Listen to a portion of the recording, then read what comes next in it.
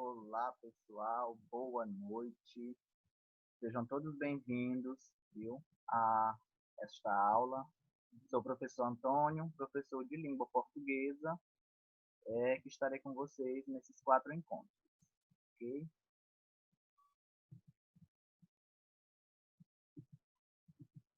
Então, está aí o curso Eletromecânica, viu? Componente curricular e professor. Bom, pessoal, vamos iniciar a aula, né, com a reflexão desse texto. Português é muito difícil. Por conta do tempo, eu vou dar um tempo para que vocês pausem o vídeo, leiam, façam as reflexões de vocês, tá? E no momento que nós marcarmos a aula online na plataforma, tá? E aí nós conversaremos sobre esse texto, ok? Por hora, eu vou só apresentá-lo a vocês.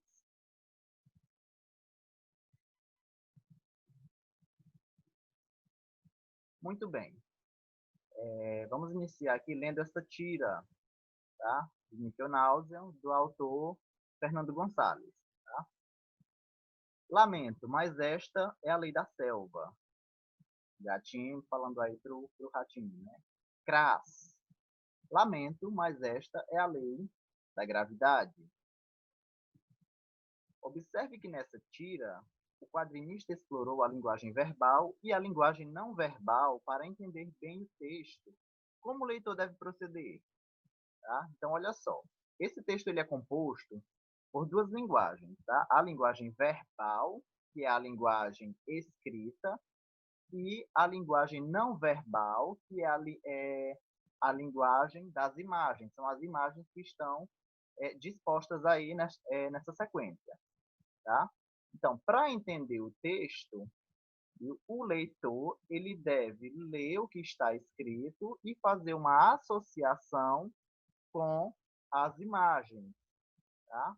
Para poder extrair desse texto a mensagem, o sentido que ele quer transmitir. Qual foi a intenção ou o objetivo do quadrinista ao produzir esse texto? Levando em consideração que o texto é uma tirinha, ok? Essa resposta vocês vão me dar também no momento que nós marcarmos a reunião, tá ok? Eu vou deixar com vocês, mas levem em consideração que é uma tirinha, tá? Qual seria a intenção, o objetivo do quadrinista, do autor, ao produzir um tipo de texto desse, ok? Seguindo. A leitura da tira de Níquel Náusea nos mostrou que o significado ou uma parte dela não é autônomo, viu? Só uma parte da tirinha, pois depende das outras partes com que se relaciona. Como vimos, os sentidos verbais das frases articulam-se aos sentidos não verbais das imagens, e o sentido global do texto resulta dessa interação. Mas não apenas dela, não é apenas o texto verbal associado ao texto não verbal, às imagens, que traz o sentido desse texto para nós. Também é muito importante considerar o contexto em que o texto está inserido, pois uma mesma frase pode ter significados distintos em diferentes contextos. Tá? Então, não é apenas a mensagem, a linguagem, o texto escrito associado ao texto não verbal, texto não escrito, e o que transmite a mensagem do texto, a intenção do autor para nós. Viu? É importante levar em consideração o contexto em que esse texto está inserido. É a combinação destes mecanismos que constitui um texto. Então, o texto é a combinação do sentido verbal junto com o não verbal associado ao contexto em que ele foi inserido. Isso é um texto, que constitui, que é considerado texto. Gêneros textuais. Gêneros textuais são textos que circulam em determinada esfera da atividade humana, escola, trabalho, internet, jornalismo, literatura e etc., que possuem estrutura, temática e estilo relativamente fixos, tá? Relativamente. Não é sempre que eles vão ter a mesma estrutura, a mesma temática. Um gênero textual vai ter uma mesma estrutura ou uma mesma temática ou estilo, tá? Eles pode ter característica de outros gêneros nele também. Só que o que vai prevalecer é apenas um dos gêneros vai predominar em um texto. Tá? Quais são os gêneros textuais? Tá? São vários, inúmeros. Não dá nem para fazer uma contagem desses gêneros, porque eles são ilimitados, praticamente. Viu? Receita, história em quadrinhos, carta do leitor, crônica, conto, reportagem, notícia e etc. Aqui são alguns exemplos de gêneros textuais, tá? Mas eles são inúmeros. Diferente dos tipos textuais, tá? Os tipos textuais são modos de organizar o texto. São basicamente 5: narrativo, descritivo, expositivo, argumentativo e injuntivo. O texto injuntivo também pode ser chamado de persuasivo ou instrucional, né? Porque ele visa a uma atitude, tomar o leitor a tomar uma atitude. O objetivo dele é esse.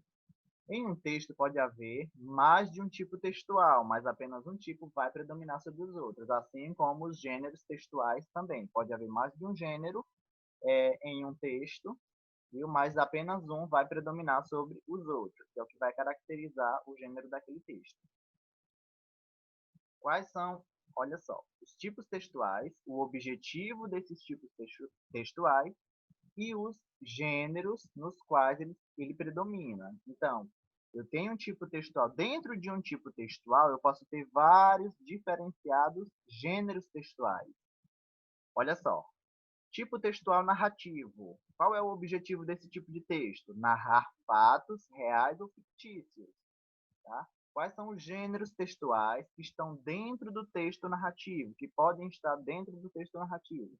Romance, conto, a crônica, notícia, tudo que é narrado, tudo que é contado, uma história que você conta é considerado texto narrativo, porque o objetivo desse tipo de texto é esse, é narrar fatos. Tá? Outro tipo de texto, descritivo. Qual é o objetivo? Descrever seres, paisagens, conceitos. Viu? Anúncio, classificado, cardápio, lado técnico. O objetivo dele é descrever, vai caracterizar, vai falar sobre as qualidades, sobre as características. Ok? Essa é a função desse tipo de texto, descritivo, descrever, fazer uma descrição. Expositivo, expor informações, seminário, gêneros textuais, seminário, verbete de enciclopédia, reportagem, etc. Né? Expor informações. Argumentativo, objetivo, defender um ponto de vista. Quais são os gêneros nos quais predominam? Debate, editorial, artigo de opinião, dissertação e etc. E o injuntivo, que é o persuasivo ou instrucional, o objetivo dele é fazer com que o interlocutor, o leitor, a pessoa que está lendo, tome alguma atitude. Exemplos desse tipo de texto. Anúncio publicitário, regras de jogo, receita, manual de instruções, tudo que faz, que manda, entendeu? Ou pede que a gente faça algo, todo tipo de texto que tem essa função é caracterizado como um texto injuntivo. Ok? Então, esses aí são os 5 tipos textuais. Lembrando, gêneros textuais são ilimitados. Viu? Tipos textuais são apenas 5. Tem essa questãozinha aí para vocês fixarem, tá ok? Na aula nós formos fazer, né, online, vou querer as respostas dessas questões, tá? Por hora eu vou só deixar aqui na tela para vocês responderem, tá? Lerem e responderem. Outra questãozinha também sobre o que nós acabamos de ver.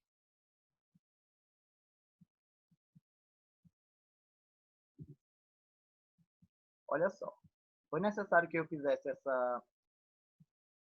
essas considerações, viu? Para a gente poder introduzir agora o conteúdo propriamente dito, tá? Que é esse aqui, coesão e coerência textual. tá? Então, primeiro eu fiz aquelas considerações iniciais lá, só para relembrar vocês o que era texto, quais são os tipos e gêneros, para que agora a gente fosse entrar propriamente no conteúdo, ok? Que é coesão e coerência. A coesão e a coerência são mecanismos fundamentais na construção textual. Para que um texto seja eficaz na transmissão da sua mensagem, é essencial que faça sentido para o leitor. Além disso, deve ser harmonioso, de forma a que a mensagem flua de forma segura, natural e agradável aos ouvidos. Então, a coesão e a coerência são esses mecanismos que vai fazer com que o texto tenha sentido, esteja numa ordem lógica para transmitir a mensagem, para conseguir o objetivo final dele, que é atingir a compreensão de quem está lendo esse texto. Fazer com que o leitor entenda esse texto. Então, é preciso que ele se organize desta forma. Coesão textual. Vamos lá. A coesão é resultado da disposição e da correta utilização das palavras que propiciam a ligação entre frases, períodos e parágrafos de um texto. Ela colabora com sua organização e ocorre por meio de palavras chamadas de conectivos. Esses conectivos podem ser pronomes, advérbios, conjunções, preposições, tudo isso pode ser conectivo. Por exemplo, nós não sabemos quem é o culpado, mas ele sabe. Esse mas aí fez a junção de uma parte da frase com a outra, dando uma ideia oposta, né, adversativa, de oposição, viu? Mas fez a continuidade. Porque se não tivesse essa conjunção aí, olha só como ficaria. Nós não sabemos quem é o culpado. Ele sabe. Viu? Ficaria solto. Embora tivesse sentido, mas ficaria meio solto as palavras, né, as frases. Ficariam independentes uma da outra. Então, essa conjunção aí, mas, amarra, digamos assim, conecta, por isso que são chamados de conectivos, conecta um pedaço ao outro pedaço, né? Fazendo essa relação, dando essa ideia, viu? De adversão, de oposição que tem essa frase. Outro exemplo. Aquela escola não oferece as condições mínimas de trabalho. A instituição está literalmente caindo aos pedaços. Olha só esse tipo de coesão aqui. Esse tipo de coesão é o que nós chamamos de substituição. Eu substituí um termo por outro termo equivalente para evitar a repetição, porque um texto com palavras muito repetidas, ele causa é desagradável ao leitor, ficar ter que toda hora estar lendo a mesma palavra. Então, uma das formas, né, de evitar isso é utilizando essa coesão, substituindo uma palavra por outra equivalente. Viu? Além de pronomes, eu poderia também dizer, aquela escola não oferece as condições mínimas de trabalho. Ela está literalmente caindo aos pedaços. Esse pronome ela poderia também estar evitando a repetição da palavra escola, tá? E manteria o sentido também do texto como um todo. Os elementos de coesão mais comuns e relações de sentido que expressam. Olha só, coloquei um quadro para vocês com as ideias, né, o sentido de um lado e os conectivos que desempenham, que são responsáveis por essas relações de sentido. Então, eu coloquei os de causa, consequência e explicação, por conseguinte, por isso. Tá? Então, tem todas as ideias aqui, viu? Todas as circunstâncias e os conectivos correspondentes a essas ideias que o texto pode apresentar. Ok? Então, dê uma olhada, viu, nesse quadro. Se acharem necessário, podem tirar foto, podem tirar um print da tela, não sei, tá? Porque vocês vão utilizar ele depois. Coerência textual. Tá? Outro mecanismo de organização de um texto também. A coerência é a relação lógica das ideias de um texto, que decorre da sua argumentação, resultado especialmente dos conhecimentos do transmissor da mensagem. Um texto contraditório e redundante, ou cujas ideias iniciadas não são concluídas, é um texto incoerente. A incoerência compromete a clareza do discurso, a sua fluência e a eficácia da leitura. A coerência textual é o sentido do texto. Tá? É por meio dela, das ideias bem organizadas, da lógica de acontecimentos, que eu vou fazer com que o leitor entenda aquilo que eu quero expressar, ou que quem escreveu faça com que eu entenda aquilo que ele quis transmitir. Então, é por meio da coerência, da organização lógica das ideias, que vai fazer com que eu tenha um entendimento dessa mensagem, desse texto. A coerência é responsável por isso. A incoerência não é só uma questão de conhecimento, decorre também do uso de tempos verbais, da emissão de ideias contrárias. Olha os exemplos. O relatório está pronto, porém eu estou finalizando até agora. Se já está pronto, então acabou, não tem o que finalizar. Viu? Então, aí, olha só como ficou incoerente essa frase, e com essa mistura de processo verbal acabado e inacabado. Viu? Finalizou, se acabou, então acabou, não tem o que terminar.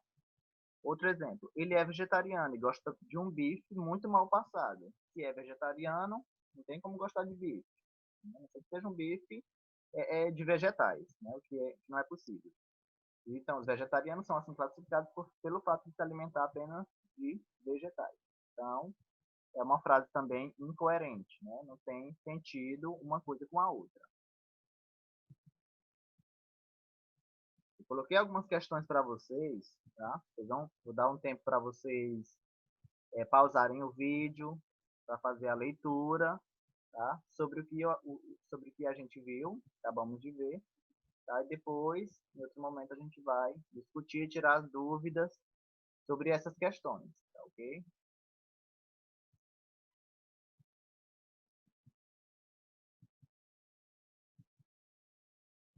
Ó, a primeira, vocês vão escrever, vocês vão reescrever essas frases, tá? Utilizando, agora que vocês vão utilizar aquele quadro lá, vocês podem usar os conectivos daquele quadro para unir, ó. Em cada item desse aí, A, B e C, eu tenho duas frases separadas por um ponto final. Vocês vão unir essas duas frases utilizando um conectivo daquele, mas não é qualquer conectivo, não. Viu? Vocês vão ler as frases, ver qual é o sentido que pode ter uma em relação à outra, tá? Para vocês colocarem o conectivo adequado, tá? Ver qual é a relação de sentido que tem, para saber qual é o tipo de conectivo, tá? Se é de contraste, se é de conclusão, se é de continuidade, se é de tempo, ok? Segunda questão, também é uma questão escrita, tá? Vocês vão responder, vão ler a frase aí e responder esses itens também.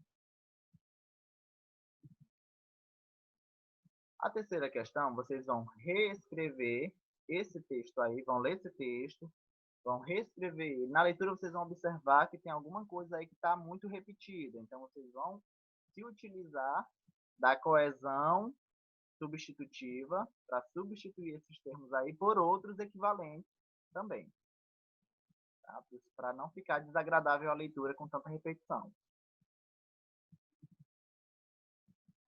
A quarta questão, vocês vão só indicar qual é a frase que não apresenta ambiguidade. Ambiguidade é duplo sentido. Todas essas frases aí, com exceção de uma, apresentam duplo sentido. Dá para entender ela de duas formas, tá? Só tem uma que não dá para entender de duas formas, que é só um sentido que ela possui. Vocês vão identificar que frase é essa, tá?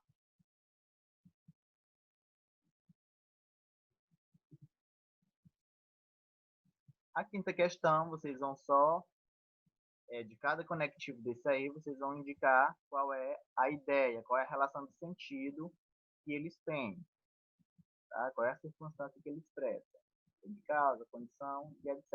Aí as opções, e apenas uma é a correta.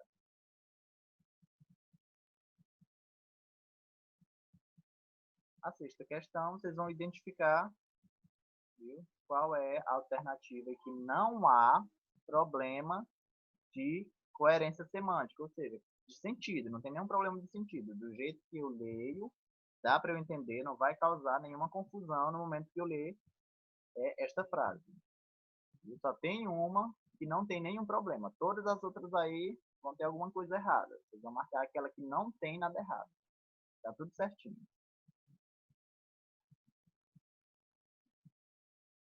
Sétima questão. Vocês vão só dizer qual é a funçãozinha desse A que está destacado aí lá na última linha, tá? Para isso vocês têm que ler, viu? Analisar o contexto para poder identificar qual é essa função dessa letrinha A que está destacada aí. A oitava questão é para vocês lerem esse recadinho aí, ó. Se vocês não estiverem conseguindo enxergar, vou ler para vocês. Professora, eu não tenho preconceitos porque preconceito é crime. E crime é coisa de negro. Tá? Então, sobre a imagem acima, é correto afirmar que. Aí vocês vão ler as opções e vão responder. Tem uma frase aqui de Mark Zuckerberg, tá? É melhor você tentar algo, vê-lo não funcionar e aprender com isso do que não fazer nada. Tá, pessoal? Uma frase para finalizar nossa aula, viu? De reflexão, tá? Que é sempre bom nós tentarmos sempre, entendeu? Não ter arrependimento por não ter tentado, viu? Podemos até nos arrepender, mas de ter tentado, viu? E com isso a gente aprende, a gente amadurece, viu? Mas é muito melhor do que não fazer nada, tá? Como se a tentativa fosse uma preparação para a próxima vez que formos tentar algo, ok? Muito obrigado pela atenção de vocês, tá? Vamos marcar um momento para nós interagirmos, tá? Mesmo que não fisicamente, e discutir sobre esse assunto, ok? Um abraço para vocês, até a próxima.